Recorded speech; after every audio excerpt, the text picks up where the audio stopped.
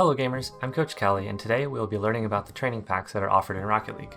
Similar to how you can set up your own drills in conventional sports like soccer or football, you can set up predetermined shots and improve your mechanics by using training packs in Rocket League.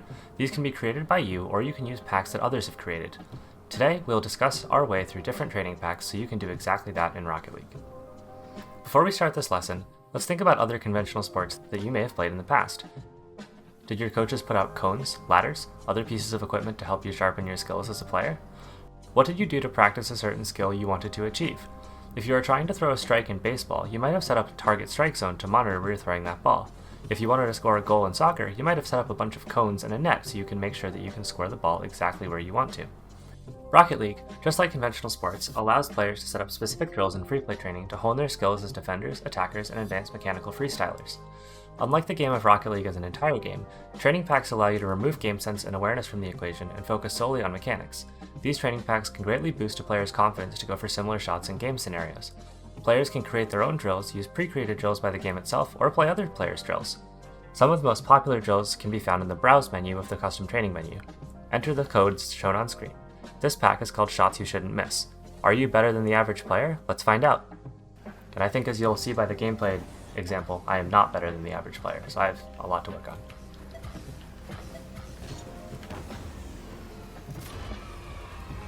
Now that we know what drills are available to use, let's go ahead and find one that we want to play.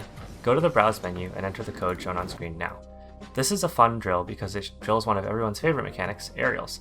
Play through it a few times and aim for a 70% success rate.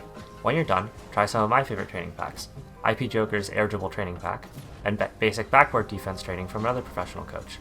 These two skills are some of my favorites in the game as they allow you to learn proper offensive and defensive mechanics.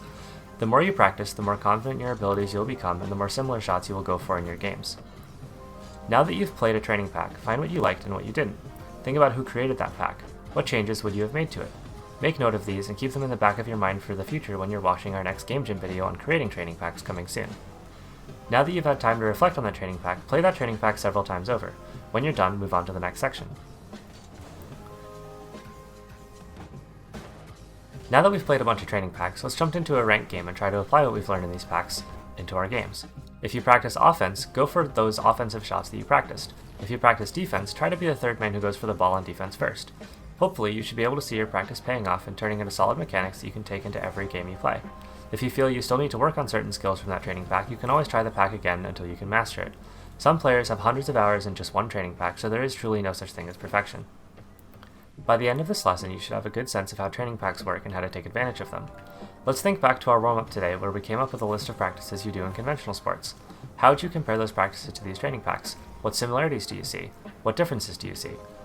Due to the nature of Rocket League and how many players play it on a regular basis, there will always be training packs to play and new skills to work on.